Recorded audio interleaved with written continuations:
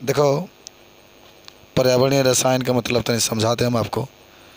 कोई आपसे पूछे तो क्या बताएंगे इसमें कि रसायन विज्ञान की वह शाखा, रसायन विज्ञान की वह शाखा जिसके द्वारा वातावरण में होने वाले रासायनिक परिवर्तनों का अध्ययन किया जाता है तो उसे पर्यावरण रसायन कहते हैं।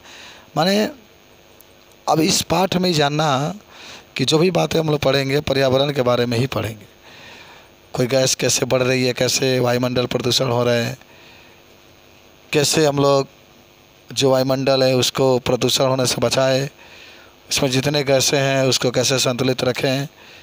इस पूरे अध्याय में हम लोग पर्यावरण से संबंधित ही जानकारी लेंगे कि जो पर्यावरण रसायन है तो इसकी माने क्या क्या इसमें पर्यावरण में परिवर्तन हो रहे हैं, पर्यावरण में कैसे कैसे कौन से गैसें मिल जा रही है, कौन से गैसें नहीं मिल रहे हैं, इसके बारे में हम लोग अध्ययन करते हैं। तो वही अच्छा नाम से ही पता चल रहा है ना कि पर्यावरणीय रसायन का मतलब कहाँ है। रसायन विज्ञान की शाखा जिसके द्वारा पर्यावरण में होने वाले जो भी गतिविधियाँ हैं, जो भी गैसों के अनुपात बदल रहा है, कोई गैस बढ़ रहा है, कोई गैस घट रहा है, इसके बारे में जब हम लोग अध्ययन करते हैं तो उसी को हम लोग कहते हैं पर्यावरणीय रसायन। इसे आपको याद भी हो गया, सिंपल सी बात है। अब एक हेडिंग बना लो पर्यावरण। चलिए देखिए, कोई पूछा आपसे पर्यावरण किसे कहते हैं तो आपको आप तो इसका संधिविच्छेद भी करके बता सकते हैं। परि का मतलब होता है ना, परि का मतलब होता है चारों ओर, और आवरण का मतलब होता है जो आवरण पाया जाता है, जो संरचनाएं पाई जाती है। जहाँ आप खड़े हैं इसके चारों ओर जितने हिस्सा आपको दिखाई दे रहे हैं, चाहे आप बैठे हुए हैं आपके चारों ओर जितने भी हिस्से नज़र आ रहे हैं, इसको हम लोग पर्यावरण करते हैं। तो हमारे चारों ओर उपस्थित जो आवरण को पर्यावरण कहा जाता है। हालांकि जो पर्यावरण है हमारे जीवन के लिए अहम हिस्सा भी है। आप सभी लोग जानते होंगे कि पर्यावरण के मुख्य रूप से कुछ घटक होते हैं जो इस पूरे हमारे जितने भी जीव जंतु होते हैं उसके चारों ओर जो आवरण पाया जाता है उसके प्रमुख रूप से कुछ घटक होते हैं। जैसे इस पर्यावरण को, इस वायुमंडल को, इस जो संसार है उसको बनाने में कुछ मंडल आते हैं। वायुमंडल भी होता है, जल मंडल भी होता है, स्थल मंडल भी होता है, जैव मंडल भी होता है। वायुमंडल तो सुन लो, वायुमंडल, जल मंडल, स्थल मंडल, ये तीनों निर्जीव हैं। अभी आप देखेंगे एक हमारे पर्यावरण के मुख्य रूप से ये घटक के नाम रहे हैं। हालांकि अगर प्रश्न ये पूछता है कि पर्यावरण के कितने घटक होते हैं तो आप सिंपली एक बात कहेंगे, पर्यावरण के दो घटक होते हैं, एक जैविक घटक होता है और एक अजैविक घटक होता है। जैविक घटक का मतलब होता है ना कि ऐसे घटक जिसमें जीव जंतु उपस्थित होते हैं, जिसमें सभी प्रकार के जीवधारी उपस्थित होता है। ठीक है, तो इसका नोट हो गया। तो अब हेडिंग बना लो पर्यावरण के घटक के प्रकार, बता देते हैं बस।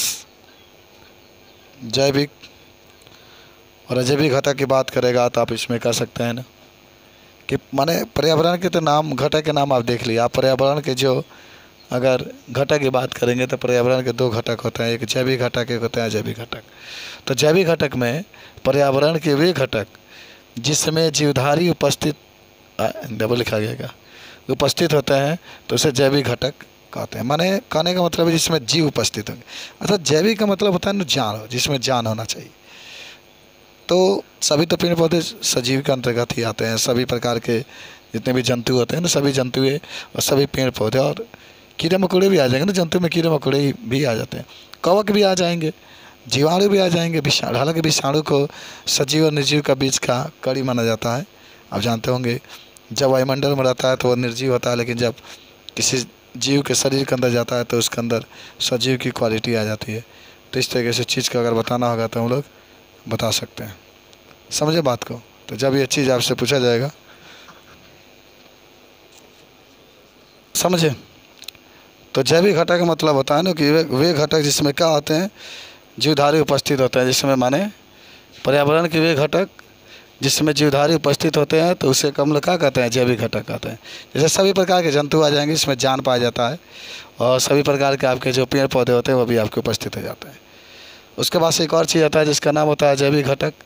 तो अगर कोई पूछता है तो पर्यावरण के वे घटक जिसमें क्या होते हैं, निर्जीव उपस्थित होते हैं, उसे पर्यावरण के अजैविक घटक कहते हैं। वायु भी लिख सकते हैं, ये भी अजैविक घटक है। उसमें जान नहीं पाई जाती है वायु में, लेकिन हाँ वायु जान है। वायु नहीं तो जी नहीं पाएंगे। तो वायु लिख सकते हैं, जल भी लिख सकते हैं, मृदा भी लिख सकते हैं, इत्यादि। ये सब आपके अजैविक घटक के अंतर्गत आ जाते हैं। ठीक है, नोट कर लिया। एक और हेडिंग बना लेते नहीं तुम लोग। देखिए कह रहा है इसमें कि विज्ञान की व्यवस्था का, जिसके द्वारा हम लोग जो सजीव होते हैं और जो निर्जीव होते हैं उसके बारे में, या जो जीव होते हैं और जो परिवेश माने वायुमंडल होता है उसके बारे में जो संबंध होता है उसके बारे में अध्ययन करते हैं, तो उसको पारिस्थितिकी कहते हैं। मान लो जैसे कि यहाँ पर थोड़ा सा बता रहे तुम लोग को, यहाँ पर कोई मनुष्य है, कोई जंतु है, मान लो उसका जुड़ाव वायु के साथ भी है, तभी जी रहा है। तो देखो जंतु है और जो वायु है, वायु आपका निर्जीव है, जंतु आपका सजीव है, इन दोनों के बीच में जुड़ाव है। तो जो जुड़ने की जो प्रक्रिया है इसको भी हम लोग पारिस्थितिकी कहते हैं। ये जो वायु है, जंतु है, इसके बीच में सुनो, चाहे जंतु है और जंतु सूर्य के साथ जुड़ गया है ना, सूर्य के साथ, तभी तो जी रहे हैं हम लोग, पौधे भी जी रहे हैं, हम भी लोग भी जी रहे हैं। तो जंतु और सूर्य के बीच में भी जो संबंध है उसको भी हम लोग पारिस्थितिकी कहते हैं। ये मान लो जंतु है और जंतु पेड़ पौधे के साथ जुट गया, पेड़ पौधे के साथ जाकर जुट गया, तो ये भी, इसको भी हम लोग क्या कहते हैं, इसको भी हम लोग पारिस्थितिकी सारा चीज़ देख रहे हैं जो। अच्छा जंतु है, जंतु जा करके मृदा से जुट गया, किससे जुट गया, मृदा से, तो इससे जुड़ाव को भी हम लोग क्या कहते हैं, पारिस्थितिकी कहते हैं। तो वायु के साथ जंतु जुड़ा, हम यहाँ पर खड़े हैं, वायु के साथ सांस ले रहे हैं, तभी पारिस्थितिकी, इसके बारे में जब अध्ययन करेंगे तभी पारिस्थितिकी कहेंगे। हम हैं पेड़ पौधे के द्वारा, पेड़ पौधे ऑक्सीजन छोड़ते हम लोग ले रहे हैं, तो इसके बारे में भी अध्ययन करेंगे, तो इसको हम लोग पारिस्थितिकी कहते हैं। सूर्य है, जंतु है, सूर्य और जंतु के बीच में जो ऊर्जा मिलती है इसके बारे में अध्ययन करेंगे तभी पारिस्थितिकी है। मृदा है, जंतु है, इसके बारे में जब अध्ययन करते हैं, एक दूसरे से जुड़े होते हैं, उसको हम लोग क्या कहते हैं, पारिस्थितिकी कहते हैं। चलिए आगे लगा हेडिंग बना लीजिए। ये पारिस्थितिकी है, देख रहे क्या ज़िंदगी हम लोग जी लेते हैं, अंतरिक्ष पर जा कर के जीते और क्या करते हैं। वायुमंडल का मतलब होता है, तो समझ लो कि पृथ्वी के सतह से लगभग 1600 किलो, बहुत ऊंचा है भाई, 1600 किलोमीटर बहुत ही ज़्यादा हाइट हुआ, कम नहीं हुआ। 1600 किलोमीटर तो यहाँ से आपको लगता होगा मुंबई भी कम पड़ेगा, फिर भी मुंबई से मान लो कलकत्ता का दोगुना कर लो, 800 होता है तो 1600 किलोमीटर हो जाएगा, बहुत दूरी हुआ, कम नहीं हुआ। पृथ्वी के सतह से 1600 किलोमीटर तक फैली गैसों के आवरण को वायुमंडल कहते हैं। पृथ्वी की सतह से 1600 किलोमीटर तक फैली जो गैसों का आवरण होता है उसी को वायुमंडल कहते हैं, ठीक है। अच्छा, इसमें पाए जाने वाली मुख्य गैसें, ये तो बहुत पुरानी बात है, नई बात है नहीं, सब आपको याद होगा। नाइट्रोजन 78%, लेकिन आप जानते होंगे नाइट्रोजन किसके लिए बहुत ज़रूरी होता है, पेड़ पौधे के लिए। लेकिन फिर भी वायुमंडल में 78% नाइट्रोजन उपस्थित है, लेकिन इसको पेड़ पौधे ग्रहण नहीं कर पाते हैं। क्यों, मैं बताता हूँ, छोड़िए आप मत रहिए। क्योंकि जो गैसें होते हैं ना, पेड़ पौधे जो भी गैसें ग्रहण करते हैं वह यौगिक के रूप में ही लेते हैं, ये मुक्त अवस्था में है। जैसे यूरिया है तो यूरिया का छीटा जाता है NH2CO NH2, तो यूरिया में नाइट्रोजन होता है 46%, उसको ले लेता है पौधा, लेकिन डायरेक्टली 78% जो वायुमंडल में नाइट्रोजन है उसको नहीं ले पाता है। ऑक्सीजन 21% है, देखिए ये तो हमारे लिए बहुत उपयोगी है, सांस लेने में इसका यूज करते हैं। कार्बन डाइऑक्साइड भी है, इसकी मात्रा अगर बढ़ी तो समझो वायु प्रदूषण हो गया। कार्बन डाइऑक्साइड की मात्रा बढ़ी तो समझो कि ग्लोबल वार्मिंग हो गया। ग्लोबल वार्मिंग मैंने आपको कभी बताया भी होगा कि वायुमंडल का तापमान बहुत अधिक बढ़ जाता है, बड़ी नुकसान है। जहाँ के लोग बर्फ़ बना करके, बर्फ़ पर अपने घर बना करके रह रहे होंगे, बर्फ़ गलना चालू हो जाएंगे जो तापमान बढ़ जाएगा। तो अन्य गैसें हैं 0.97% आपके अन्य गैसें हैं। जलवाष्प भी पाया जाता है। जलवाष्प का मतलब आप देखे होंगे कि सुबह के समय कभी कभी ओस की बूंदें जब गिरती है तो पौधे के पत्तियों के ऊपर उसके बूंदें दिखाई देती है, उसी को हम लोग जलवाष्प कहते हैं। निष्क्रिय गैसें ही पाई जाती है, आपको हे निशान कर जिंदा रहना ठीक से पता है, हीलियम, नियान, आर्गन वगैरह होते हैं। धूल के कण भी उपस्थित होते हैं। कार्बन मोनोऑक्साइड अगर इसकी मात्रा बढ़ी वायुमंडल में तो समझो कि कैंसर रोग होने की खतरा बढ़ जाएगी। अमोनिया है, अमोनिया बढ़ेगा तो समझो कि बरसात की मात्रा बढ़ जाएगी। और ये आर्गन है, आर्गन तो आप जानते होंगे निष्क्रिय कैसे होती है। तो ये वायुमंडल की संरचना होती है। वायुमंडल जो होता है इस तरीके से, इसमें गैसें उपस्थित होती है। अब नाइट्रोजन गैस का उपयोग चिप्स वगैरह जो होते हैं ना, जितने पैकेटें होती हैं जिसके अंदर नाइट्रोजन भर दिया जाता है उसके अंदर ऑक्सीजन प्रवेश नहीं करता है और वो वस्तुएं जो होती है ख़राब नहीं होती है। तो इस तरीके से ये वायुमंडल की पूरी संरचना रही, इसमें गैसें रही। इसके बारे में कोई पूछेगा तो आप तुरंत इसको बता सकते हैं। अब तो नहीं, वायुमंडल के घटक लिख लेते हैं हम लोग हेडिंग में। एक देखिए, वायुमंडल के प्रमुख क्षेत्र में माने यहाँ से पृथ्वी के 500 किलोमीटर ऊपर तक ये पाया जाता है। देखो सबसे नीचे ना, जैसे मान लो कि ये पृथ्वी है, ये पृथ्वी है, ठीक है। ऊपर वाला आकाश है, ये आकाश है, मान लो आकाश, ये पृथ्वी। तो पृथ्वी के बहुत करीब सबसे पास माने पृथ्वी के ठीक ऊपर जो आप ये जो मंडल देख रहे हैं उसको हम लोग कहते हैं क्षोभ मंडल। माने 0 से लेकर के 11 किलोमीटर ऊपर तक होता है ये पृथ्वी के सबसे। अगर कोई पूछे कि हम लोग किस मंडल में रहते हैं तो क्षोभ मंडल। ठीक पृथ्वी के ऊपर जो मंडल है, पृथ्वी के ऊपर जो मंडल आपको दिखाई दे रहा है इसी को हम लोग क्षोभ मंडल कहते हैं। 0 से लेकर के 11 किलोमीटर ठीक पृथ्वी का जो तल है इसके ऊपर वाला। अब 11 किलोमीटर ऊपर तक जाएंगे ना तो आपको यही मंडल दिखाई देगा क्षोभ मंडल। ठीक है। अच्छा देखो समताप मंडल अधिकतर आपको बता देते हैं। समताप मंडल जो होता है इसमें ताप समान रहता है। ताप ऐसे ही पता चल रहा है ना, समताप का मतलब क्या होता है, इसमें ताप समान हो, बुझा था। समताप जिसका तापमान का हो समान हो उसी को हम लोग कहते हैं समताप मंडल। अच्छा एक चीज़ बताते हैं बहुत प्यारा सा, जहाज जो उड़ता है जिसको आप एरोप्लेन भी कहते हैं, लेकिन जहाज 2 प्रकार के होते हैं, एक पानी में भी चलता है तो उसको शिप कहा जाता है, जो हवा में उड़ता है उसको एरोप्लेन कहा जाता है। तो जहाज़ें अधिकतर समताप मंडल में ही उड़ाई जाती है। हालांकि इसी समताप मंडल के पास आपका एक और मंडल पाया जाता है जिसका नाम होता है आयन मंडल। इस पाठ में आप पढ़ेंगे ओजोन परत उसी में पाया जाता है आयन मंडल में। अच्छा ये भी कह सकते हैं कि जो समताप मंडल है उसी समताप मंडल में ओजोन परत पाया जाता है। ये जो ओजोन परत होता है ना, आप जानते होंगे सूर्य से आने वाली पराबैंगनी किरणों को क्या करता है, वो रोकने का कार्य करता है। समताप मंडल में ही पाया जाता है ओजोन परत, बात समझ रहे हैं। और उसके बाद से एक होता है मध्य मंडल। इसमें ताप जब ऊपर जाएंगे तो घटता है, कभी बढ़ता है कभी घटता है। एक होता है ताप मंडल, इसकी ऊंचाई आप देखिए पृथ्वी से 85 से जब ऊपर जाएंगे, 85 से लेकर के 500 किलोमीटर तक जाएंगे तो उसका जो मंडल हुआ, जो मंडल होता है उसको हम लोग ताप मंडल कहते हैं। ठीक है, एक लाइन लिख लीजिए इसमें क्या करना, पहले लिख लीजिए क्षोभ मंडल में। देखो देखिए जो बातें हुई ओजोन परत की तो क्या होता है, पहले ओजोन परत के बारे में हम लोग जान जाए कि सचमुच में ये जो परत है इसकी बातें अगर करेंगे तो क्या बताएंगे कि ओजोन परत वायुमंडल में पाए जाने वाला एक प्रमुख परत है। माने ये वायुमंडल में ही उपस्थित होता है, जानते भी होंगे आप।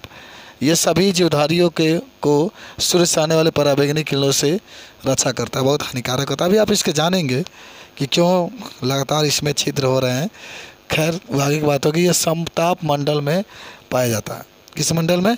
समताप मंडल। अभी आपको जस्ट मैंने बताया था कि ओजोन परत का निर्माण समताप मंडल में होता है। अब देखिए ओजोन परत का निर्माण आखिर होता कैसा है, तो कहेंगे कि जब द्विपरमाणु का मतलब देखो एक नवजात ऑक्सीजन भी होता है, वो खाली होता है। जब द्विपरमाणु ऑक्सीजन पर पराबैंगनी किरणें पड़ती है तो ओजोन परत का निर्माण हो जाता है, लेकिन इसके लिए बहुत अधिक ताप की आवश्यकता होती है। इसका आंसर यही होगा कि उस समय ओजोन परत का निर्माण इसलिए हुआ क्योंकि पृथ्वी एक जलता हुआ आग का गोला था, टेम्परेचर बहुत अधिक थी, ऑक्सीजन पर सूर्य के पराबैंगनी किरणें आई, टकराई, ताप अधिक उपस्थित है उस समय, इसीलिए ओजोन परत का निर्माण हो गया। और आज ओजोन परत का निर्माण नहीं हो सकता क्योंकि ओजोन परत के निर्माण के लिए उतना ताप इस समय वायुमंडल में उपस्थित नहीं है, इसलिए नहीं हो सकता। ठीक है, ये क्वेश्चन आपसे पूछा गया था, सुनिए ध्यान से। ये होता ही है ना कि जैसे ऑक्सीजन का एक लेयर है, जैसे ऑक्सीजन का एक लेयर है वायुमंडल में, अभी आपने देखा था कि ऑक्सीजन जो होता है 21%, 21% present oxygen in the atmosphere, then the touch the ultraviolet ray of the sun on the oxygen change into the ozone because there was very high temperature present in this atmosphere. माने जब जैसे मान लीजिए कि कोई परत है oxygen का, इस पर सूर्य की पराबैंगनी किरणें तेज पड़ी, तभी ये वायुमंडल का माने लगभग 1 किलोमीटर आपका उपस्थित है। 1 किलोमीटर ये परत है जो ओजोन परत है। अगर आपसे मोटाई पूछे तो लगभग आप 1 किलोमीटर इसकी मोटाई बता सकते हैं, बहुत मोटा है, बात समझ रहे हैं। और पराबैंगनी किरणें जो होती है आपको मैंने बताया था कि आप याद भी कर सकते हैं कि गाये पद अमर हो, गाये पद अमर। देखिए गा, थोड़ा सा मैं आपको ध्यान से देखिएगा, गाये पद अमर हो,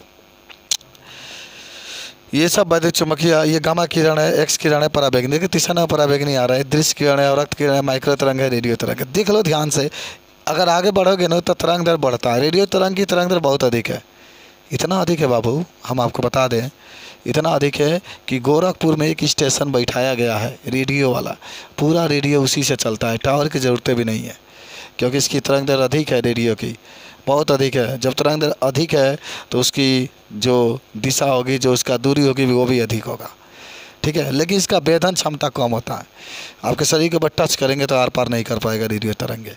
इसकी माने दूरी अधिक है लेकिन वेधन क्षमता कम है। भगवान ऐसा बना ही दिए कि चलो हम तुमको सुंदर बना देते हैं ना, तो दिमाग में काट लेंगे, ना रहेगा ना आगे बढ़ोगे, बस सुंदरता से ही रहना। ये ईश्वर की कृपा होती है। तुमको सुंदर नहीं बना, चलो दिमाग दे दें कि पूरा दुनिया में तुम्हारा नाम होगा दिमाग से। चलिए, हाई गामा किरण है। कौन किरण है? गामा किरण। इसकी वेधन क्षमता सबसे अधिक होती है, इसकी वेधन क्षमता सबसे, देखो मैं पराबैंगनी की बात कर रहा हूँ लेकिन थोड़ा सा आपको परिचय करा रहे हैं। सबसे अधिक वेधन क्षमता इतनी अधिक होती है कि आपके शरीर से छेद करके बाहर निकल जाएगी। और जानकर आपकी हैरानी होगी कि जब किसी व्यक्ति को कैंसर का रोग होता है उसको, तब कैंसर के कोशिकाओं को नष्ट करने के लिए गामा किरण का प्रयोग किया जाता है। हाई एक्स किरण है, इसका भी वेधन क्षमता बहुत अधिक है। तभी तो मांसपेशियाँ छेद करके, जैसे किसी का हड्डी टूट जाता है तो एक्सरे करना पड़ता है, तो यही एक्स किरण डाला जाता है हड्डी मांसपेशियों को छेद करके, तब जो हड्डी जहाँ टूटा है तो उसकी छाया बनती है, जिसको आप छाया लेकर के फिर आप देखते हैं कि हड्डी टूटा है कि नहीं टूटा। अच्छा, क्या पता चलता है? अगर हड्डी, ये हाथ का हड्डी टूटा है ना, तो देखिए दोनों हाथों का एक्सरे की जाती है, इसका और इसका, और तब मिलाया जाता है कि इसका हड्डी कैसा है, इसका हड्डी कैसा है, मैचिंग किया जाता है उसमें। खैर, देखो पराबैंगनी किरण, यही पराबैंगनी किरण, इसकी कैपेसिटी बहुत अधिक है बेधने की, बेधने की कैपेसिटी अधिक। अगर छिद्र हो गया ना तो छेद करके ओजोन परत से नीचे आ जाएगी। रिमोट आप दाबते हैं, रिमोट टीवी भी होगा तो देखते ही होंगे आप लोग, तो उसमें से रक्त किरण निकलती है, याद रखिएगा। जो रिमोट आप दाबते हैं उसमें रक्त किरण होती है। अगर रेडियो तरंग होता ना तो यहाँ बैठ के आप टीवी देख रहे हैं, कोचिंग नहीं है, यहाँ से हम दाब देते हैं ना रिमोट, अगर रेडियो तरंग उससे निकलता तो वहाँ टीवी आपका रुक जाता। यहाँ बैठे बनारस के दाब देंगे तो बनारस रुक जाएगा, क्योंकि इसकी तरंग दैर्घ्य अधिक है, बहुत दूर तक जा सकता है। लेकिन रक्त किरण की कैपेसिटी बहुत कम है, हालांकि वेधन क्षमता अधिक है, लेकिन इसकी जो दूरी है कम होता है।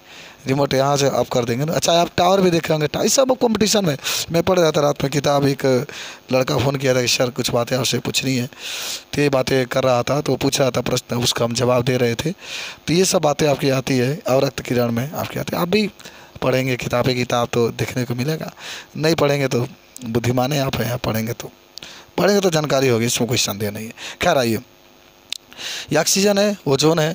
ऑक्सीजन पर पराबैंगनी किरण पड़ती है तो ओजोन परत का निर्माण होता है। अब नहीं निर्माण हो सकता क्योंकि उतना टेम्परेचर उपस्थित नहीं है, ठीक है। अब एक हेडिंग बना लिए, ओजोन परत के क्षय होने के कारण, क्यों क्षय हो रहा है, ठीक है।